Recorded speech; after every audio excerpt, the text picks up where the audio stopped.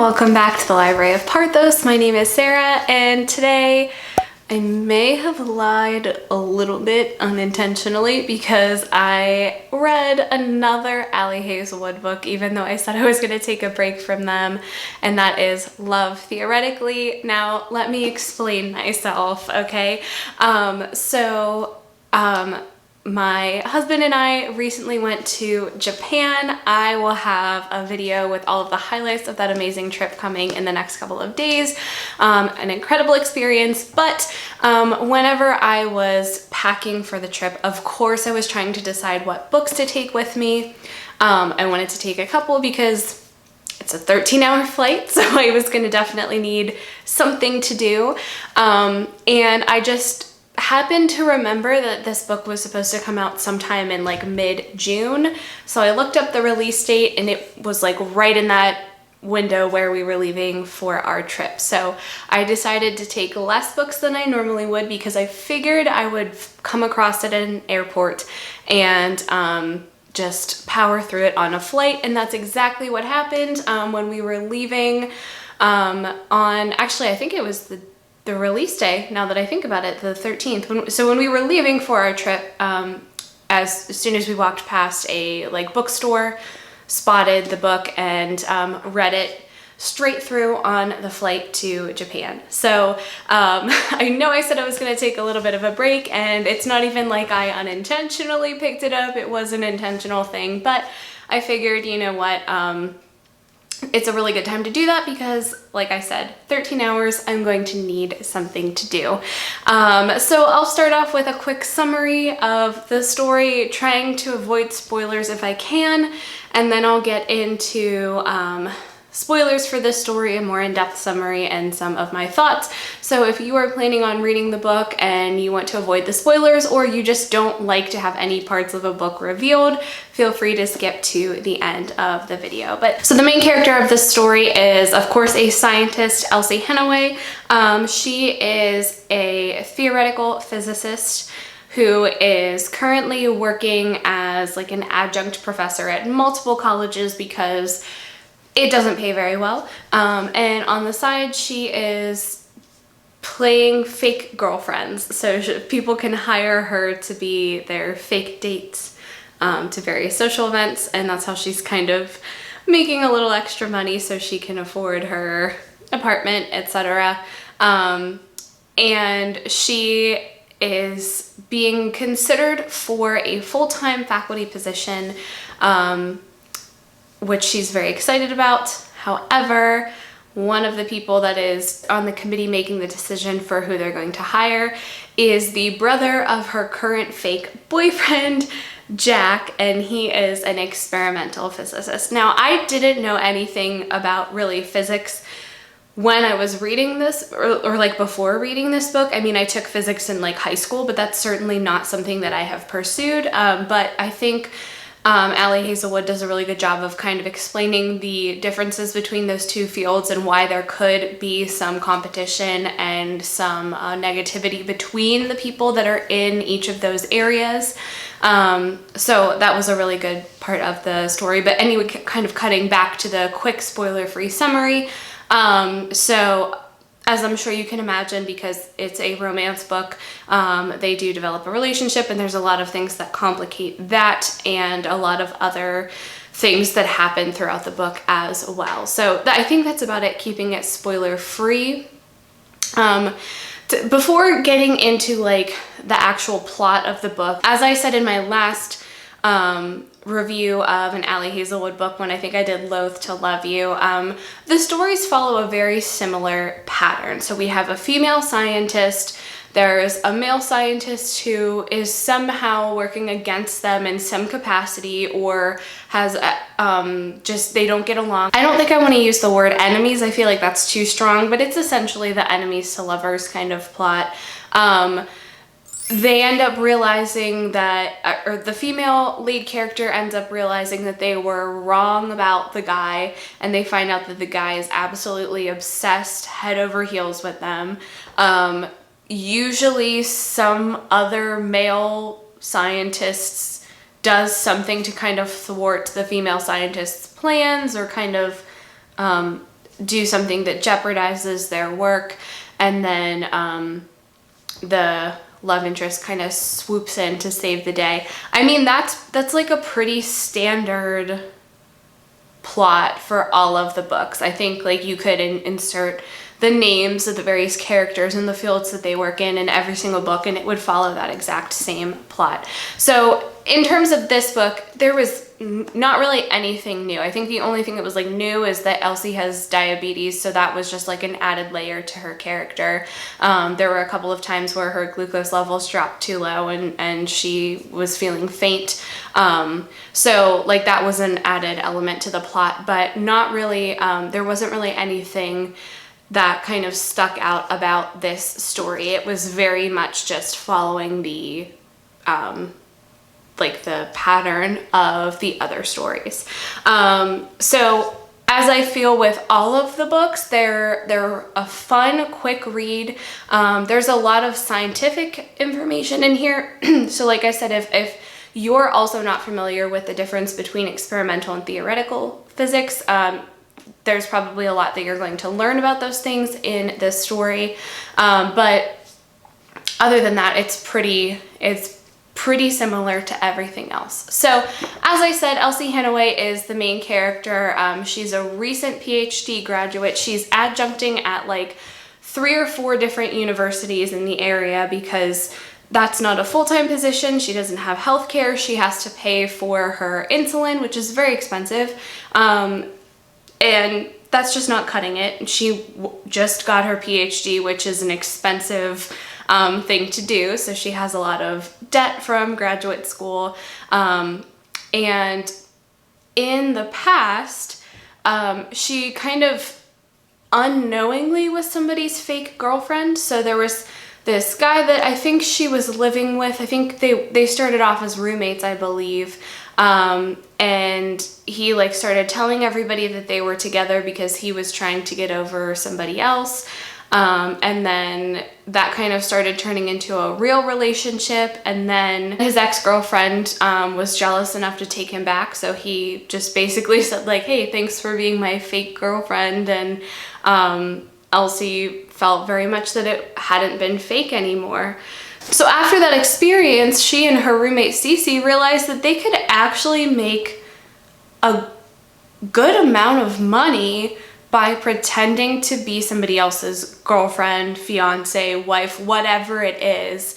And so they signed up for an app that let them do just that and have made a lot more of their income doing that than they have doing actual research and scientific work and all of that stuff. So Elsie is being the fake girlfriend of Greg. And basically he just wants his family to get off of his back. He doesn't have any interest in having a relationship of any kind. He just wants them to stop asking. So he hires Elsie, and because she just has a really good connection with him, they become friends. She ends up having him as a repeat customer, which isn't something she normally does. Usually it's like one event and then we're done. But she keeps going back because they end up getting along really, really well. His brother Jack, his older brother Jack, is kind of like the only other person in his family that she feels like she can have a conversation with. Everyone else is just kind of like snobby. Yeah, like they're just not super nice people, but Jack is. And whenever, like I said, she has diabetes, whenever she her glucose drops too low and she kind of passes out, he's there to save the day, of course. Oh, before I move on, two other things that kind of happen that are important. First of all, she tells Greg's family that she's a librarian, and also she uses her real name, which she doesn't typically do, but this time she decided to use her actual name. So Elsie is applying for this full-time faculty position at MIT with healthcare, which will let her pay for her insulin. And the one of the people on the search committee asks to meet with her and basically says, hey, listen, the experimental physicists in the group have their candidate. We're pretty sure that that's who they're going to hire, but all of the theoretical physicists on the team want you to be our candidate, and we want you to try to persuade some of the people who already have their mind made up that you would be the better candidate.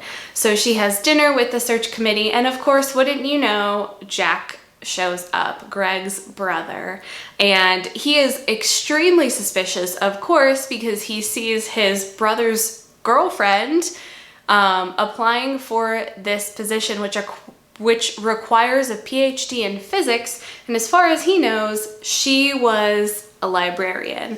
Elsie is equally surprised to see him there because she had assumed that he was like a gym teacher. So Greg had been explaining, he said like he'd gotten cut off in the middle of explaining it. He said like, my brother teaches fit, and then like something happened, so she was like, oh, physical education, he must be a gym teacher. And no, he teaches physics. So she's surprised to see him there. He's surprised to see her, and very suspicious, of course, and kind of upset because he really cares about his brother and he doesn't want him to get hurt. And so eventually she does have to not really explain what's going on. She feels that that is more Greg's role. She doesn't want, she thinks that he should be the one to explain that to his brother, especially because they are so close. But she essentially says that she is not a librarian, she is a physicist, she has a PhD, and she is applying for this position.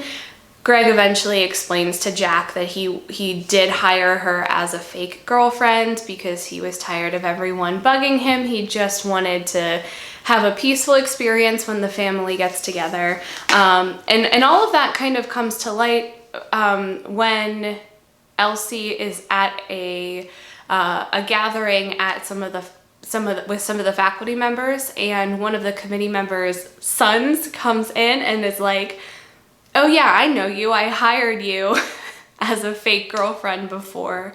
And he really insults her, and Jack is there to back her up, of course.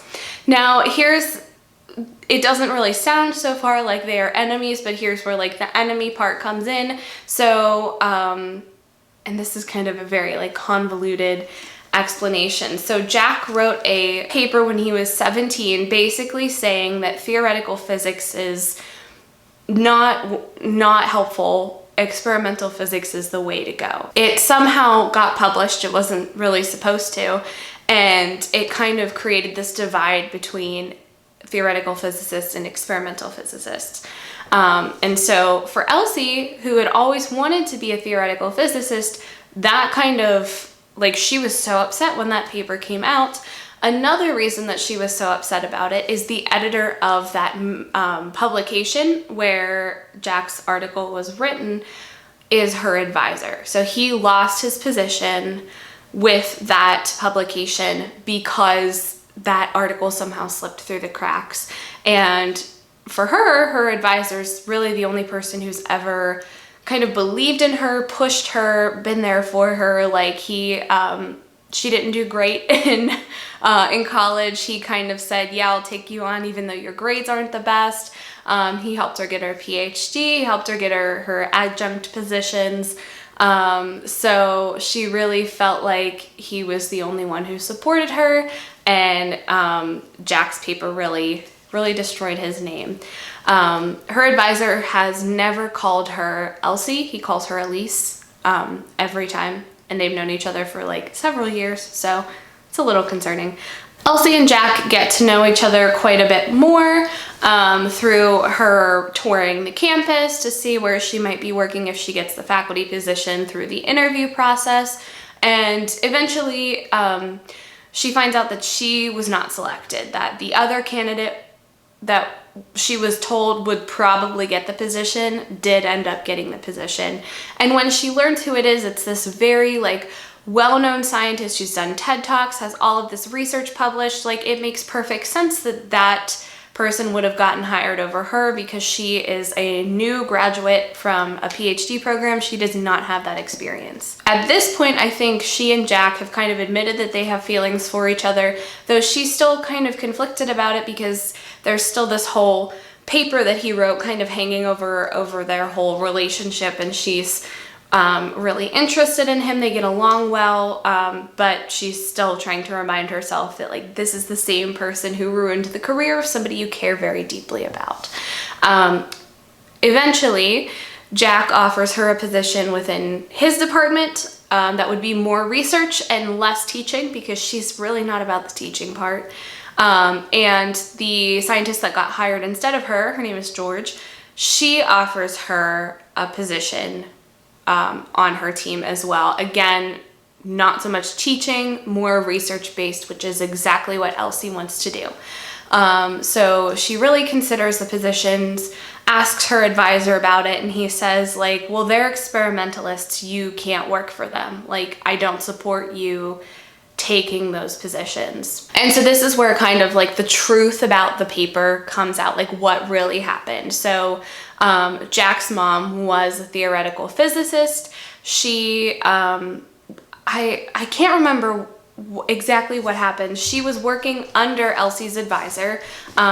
He basically took credit for all of her work, and like really manipulated her, isolated her, made it really difficult for her to do what she needed to do. And she also got sick and passed away. So when that happened, Jack was really angry about that whole process. He kind of knew that, I don't think I even said this guy's name. Elsie's advisor, his name is Dr. Christoph Laurendeau, so I don't think I said that at all. But anyway, he was working with Jack's mom, and like I said, just really kind of manipulated her, took all of the credit. It was very upsetting to him, especially when she passed away, and he kind of saw how her love for this field really diminished because of that experience and because she was sick. So he came up with this like revenge plan, basically. He wrote this paper that he didn't really even believe in. He just knew it would do some damage. He knew that Laurendeau was kind of lax with the review process for what got into the publication and what didn't. So he figured he had a pretty good chance of getting this article published. It then was, and ended up ruining his career to a point, but he still ended up working in academics. Jack's intention, of course, was for him to get fired altogether, and didn't quite realize that he would then become Elsie's advisor and essentially do the same thing to her. So as she's offered these positions that are so much better than what she currently has, and he is just fighting her and fighting her and fighting her on this, telling her that no, she can't work with these people. He forbids her from taking these positions after everything that he's done for her. And she says, you know, I haven't had a lot of opportunities. There aren't a lot of jobs out there. And he says, well, I've given you all of the suitable ones. And she realizes that he's kind of been filtering which job opportunities reach her and which ones don't. So at that point she says, you know what, like, I appreciate everything you've done for me, but I think we can cut our ties now, and I'm gonna take the position that I think is the best for me. She files some sort of claim against him with HR. I can't remember exactly what it was. But I think he does end up losing his position, like, for good. Then she ends up taking the position on George's team and doing research, which she is super excited about. And she and Jack continue their relationship now that she kind of understands why he wrote the paper. He does publish an apology to the scientific community and also to her, explaining why he wrote the paper, that he doesn't fully believe that theoretical physics is useless. He thinks that there is value between experimentalists and theoretical physicists working together, and that he wanted to apologize for causing any sort of rifts in the scientific community and also hurting anybody that he cares about. So Elsie does forgive him at that point. They continue their relationship. They're both working at MIT, Everybody's happy. She has healthcare now. It's great. So like I said, it kind of fits into that pattern of the rest of Ali Hazelwood's work. We have the female scientist, the love interest. It's almost always a guy who's like trying to thwart them somehow and they have to rise above, but you know, typical romance plot. I think she has another book coming out in November, I want to say. I think it's called like Check and Mate or something like that. So will I read it? I mean, I couldn't stay away with this one, so I think it's probably safe to say that I'll end up reading it, but it sounds like I'm going to have to take a break because the publication date is quite a while from now. So I will get that break that I was hoping to have. But anyway, I would love to hear your thoughts if you read this book as well. That is it for this video. As always, thank you so much for watching. Don't forget to like and subscribe, and I'll see you guys soon. Bye.